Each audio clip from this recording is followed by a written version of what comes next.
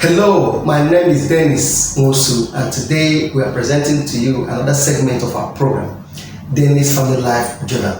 What we have in our journal today is sex. Sexual intercourse. You see, I've been asked to speak on this topic. Even though I have dragged in the past, because of one reason or the other, I decided not to talk about this topic.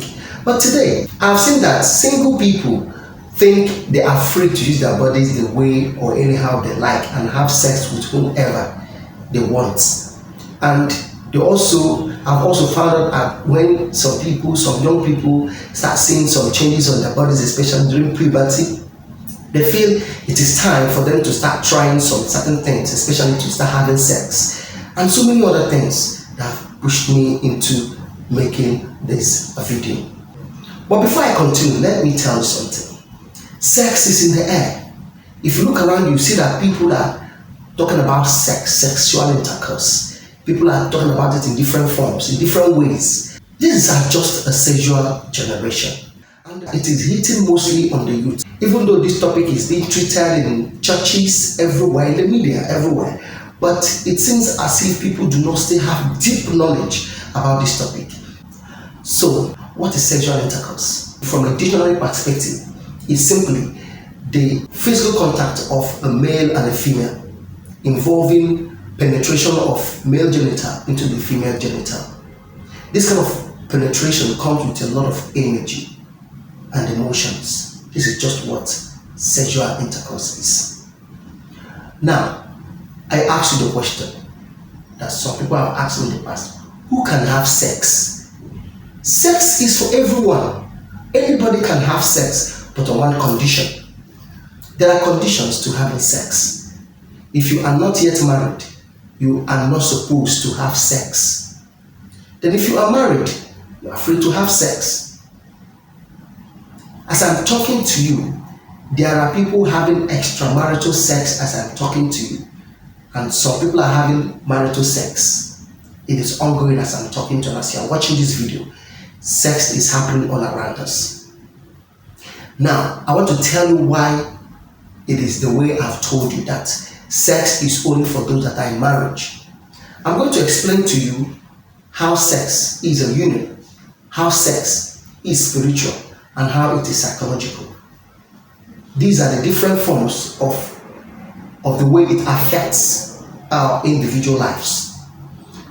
Now, sex, referencing from the Bible, from the book of Mark, chapter 10, verse 8, you will understand that there it was written that, and they shall become one flesh.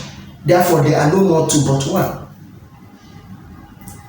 Remember, one flesh. I reference another place.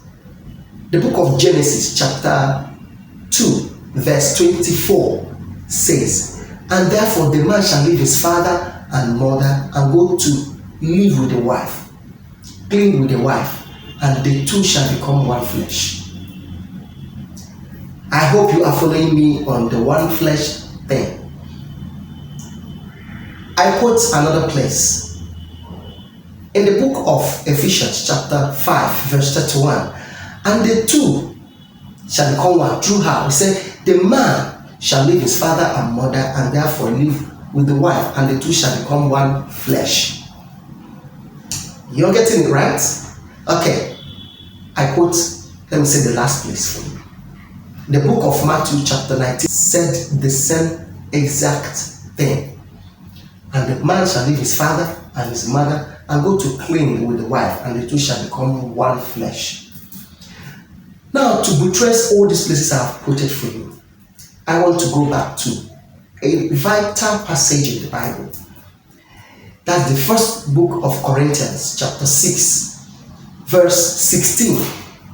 He said, do you not know that when you go to sleep with a prostitute, the two of you shall become one flesh?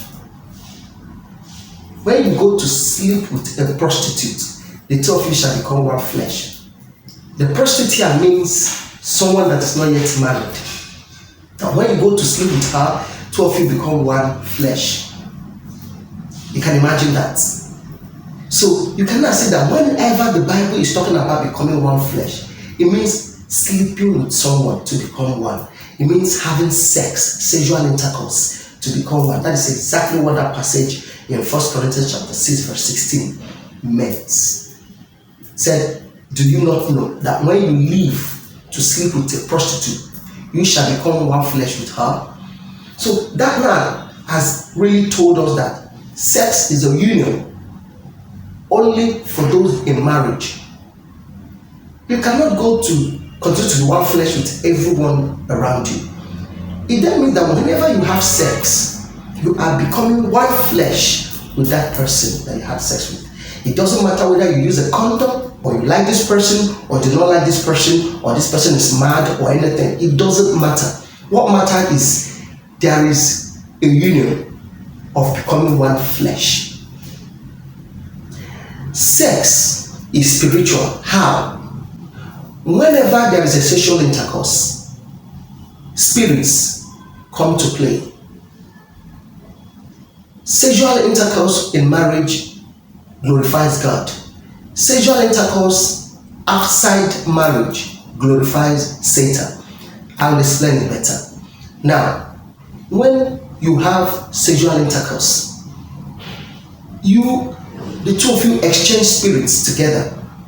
Sometimes when I talk to some youths, I tell them it's an exchange of demons. You exchange demons together because it is something that has got not to do with what God wants.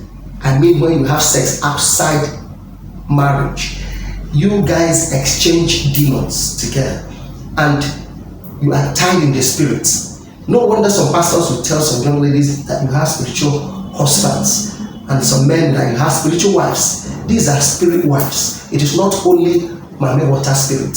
These are spirit wives. So you now understand what I'm saying when I say you should not have those kind of sex when you are not yet in marriage. It is spiritual. It ties you up in the spirit. Psychological. When you have sex, some DNA is passed through. When you have sex, some things happen. You start to behave like the other person because there's a spirit involved. There's a demon involved. Those demons come to play on you, trying to make you do the things they want you to do. You will start to notice that the good things you did in the past, you are no more doing them. Trace back when you had sex. That is when it started. Exchange of demons. Those demons start to play on you. And it affects your psychology. Some acts of yours will start to change. Some behavior will start to change. When you have sex outside marriage, outside the way God wanted to be, you are wed with people, connected with people, doing things that you're not supposed to do, but the things the forces want you to do, you start to do them. So next time you want to have sex, you have that sexual urge, ask yourself a question. Are you ready to get married to this person in the spirit? Are you ready to exchange demons with this man, with this woman? Are you ready to be one flesh with this man, with this woman?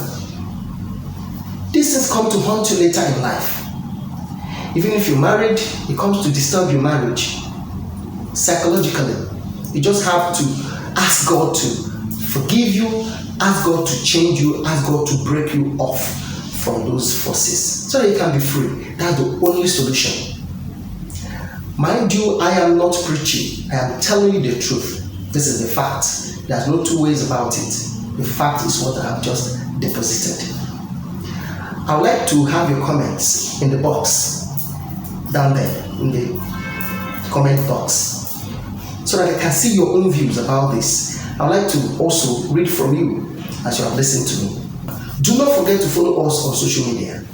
We are on Instagram, we are on Facebook, we are on Twitter and YouTube. Denis Family Life Journal.